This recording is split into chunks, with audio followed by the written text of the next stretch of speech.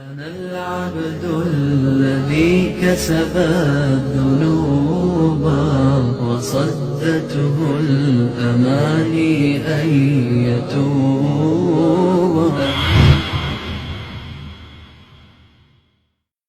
ایک کافر ہے عتبہ بن ابی وقاص، اس نے ایک طرف سے ہو کر پتھر اٹھایا اور آپ کو مارا زور سے۔ صحابہ کی نظریں تھی تلواروں پر، نیزوں پر، تیروں پر، وہ پتھر نظروں سے نکل گیا، لہذا وہ ان کے اندر کو چیرتا ہوا جا کر میرے نبی کے منہ پر یہاں لگا، اور آپ سیدھا پیچھے ایسے گئے، پیچھے یوں، پیچھے ایک کھڈا تھا، وہ یہاں گردن میں لگا کنارہ تو آپ بے ہوش ہو گئے، دانت بھی ٹوٹ گئے،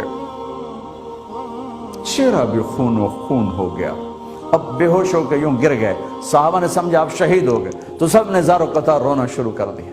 تھوڑی دیر کے بعد آپ کو ہوش آیا تو صحابہ نے عرض کی یا رسول اللہ اب تو ان کے لیے بد دعا فرما دے، وہ نبیوں میں رحمت لقب پانے والا، مرادیں غریبوں کی برلانے والا، غریبوں کا والی، یتیموں کا مولا۔ تو اب تو حق تھا کہ آپ بد دعا کرتے۔ یہ سامنے امت نہیں ہے، قاتل کھڑے ہیں، کافر۔ آپ نے ہاتھ اٹھائے، صحابہ سمجھے کہ ہوں انہاں دے بیڑے بڑھ گئے۔ اللہم اغفر لقومی فإنہم لا یعلمون، اللہ میری قوم کو معاف کر، انہیں میرا پتہ کوئی نہیں ہے۔ دیکھو میرے بھائیو، جس نے کافروں کے ساتھ یہ ہمدردی کے قتل کرنے والوں کے لیے دعا مانگی ہے، تو مسلمان ہو کر ایک دوسرے کو سلام کرنا چھوڑ چکے، ایک دوسرے کے پیچھے نمازیں پڑھنا چھوڑ چکے، ایک دوسرے پر کفر کے فتوے لگا کے بیٹھے ہوئے۔ مجھے بتاؤ تم میرے نبی کے ساتھ کیا کر رہے؟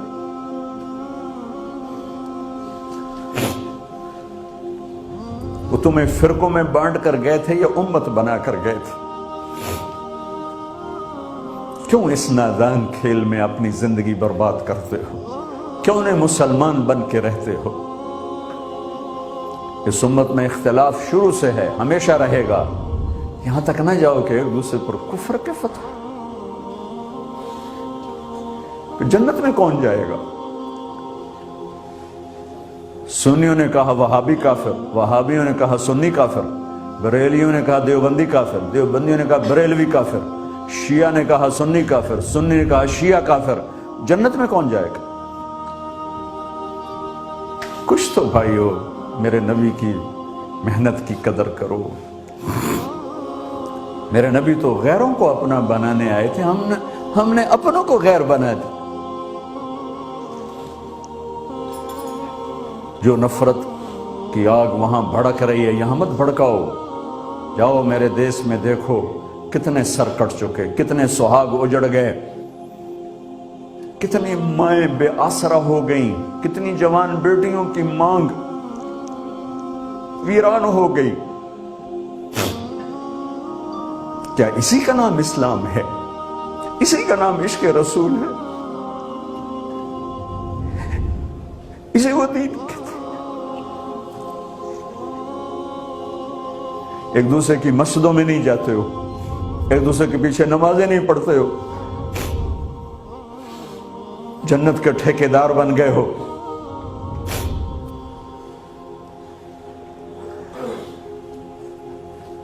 میرے نبی تو عبداللہ بن ابی کا جنازہ پڑھانے کھڑے ہو گئے تھے،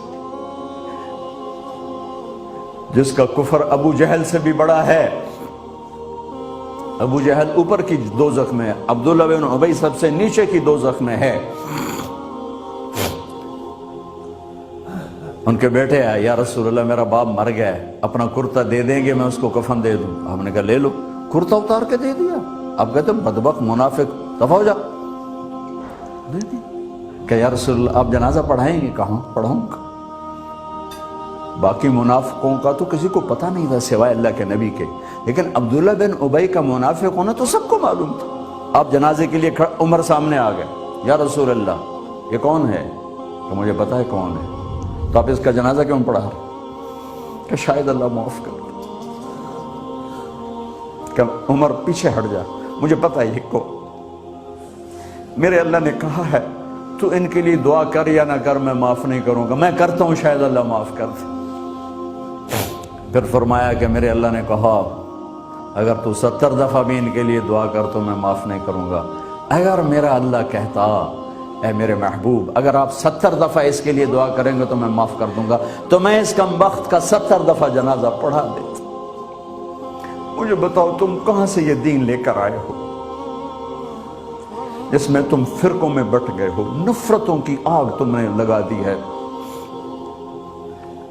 یہ کہاں سے اسلام آیا ہے؟